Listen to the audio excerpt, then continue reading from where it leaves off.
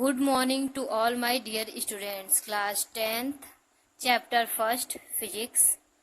आज हम आप सभी को चित्र के द्वारा यह बताएंगे कि गोलीय दर्पण, वक्रता केंद्र, ध्रुव, वक्रता त्रिज्या, मुख्य फोकस, दर्पण का द्वारक, मुख्य फोकस, फोकस दूरी, ये सब क्या है। तो चलिए स्टार्ट करते हैं। इस वीडियो को ध्यान से देखिएगा और ये वीडियो बहुत ही इम्पोर्टेंट है। आप इस वीडियो के सहायता से जितने ये सारे डिफिनेशन है उसको चित्र के माध्यम से समझेंगे। सबसे पहले एक गोला प्रकार लेते हैं, इसको हम एक गोला बनाते हैं। इस गोले को हम कांच का खोखला गोला कहेंगे।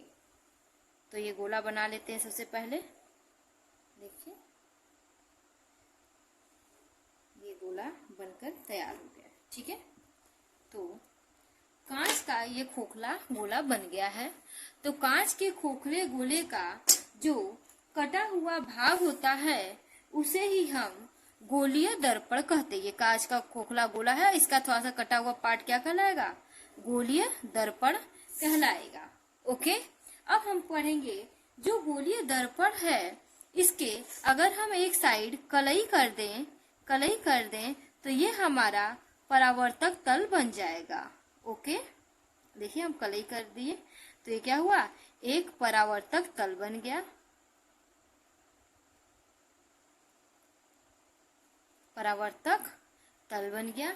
इसके साथ ही जो ये कांच का खोखला गोला है उसका मध्य बिंदु हमारे गोलीय दर्पण का क्या कहलाएगा? वक्रता केंद्र कहलाएगा, ठीक है।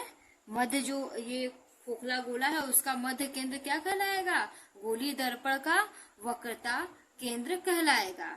इसके साथ ही अगर हम परावर्तक तल के मध्य बिंदु को देखें तो परावर्तक तल के मध्य बिंदु को हम ध्रुव कहते हैं। क्या कहते हैं? ध्रुव कहते हैं, ठीक है। अब देखिए, परावर्तक तल और ध्रुव। ओके, यहाँ पे देख लेते हैं, ये बिंदु यहाँ पे से डिनोट कर देते हैं, ठीक है। अब देखिए ये, अब वक्रता केंद्र और ध्रुव के जो बीच की दूरी होती है उसे हम वक्रता त्रिज्या कहते हैं, ठीक है। वक्रता त्रिज्या कहते हैं। इसके साथ ही हम पढ़ेंगे मुख्य अक्ष। देखिए, मुख्य अक्ष क्या होता है? मुख्य अक्ष ध्रुव वक्रता केंद्र को मिलाती हुई जाने वाली रेखा को क्या कहते हैं? मुख्य अक्ष कहते हैं। ये मिलाती हुई जो रेखा जा रही है इसे हम क्या कहते हैं? मुख्य अक्ष कहते हैं। इसके साथ ही अगर हम इस पार्ट का बात करें, ये देखिए M1 और M2 जो कि परावर्तक तल के दोनों बिंदु हैं, इसको हम कहते हैं दर्पण का द्वारक। दर्पण का द्वारक कहते हैं। इसके साथ अब हम आगे पढ़ेंगे।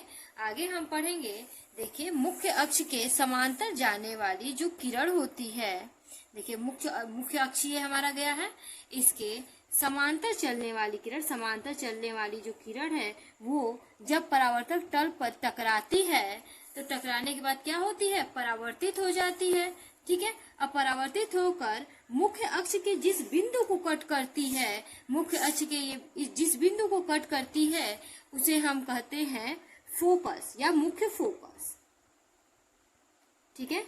इसे हम कहते हैं मुख्य फोकस। इसे हम F द्वारा, कैपिटल F द्वारा प्रदर्शित करते हैं। अब मुख्य फोकस और ध्रुव के बीच की दूरी को हम फोकस दूरी कहते हैं। इसे स्मॉल f से प्रदर्शित करते हैं। इसके साथ ही हम आगे पढ़ेंगे कि ये देखिए, ये जो आ रही है पॉइंट, ये क्या है? आपतित किरण।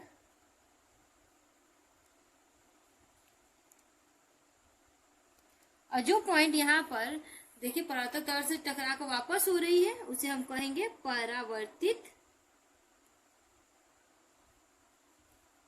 किरण।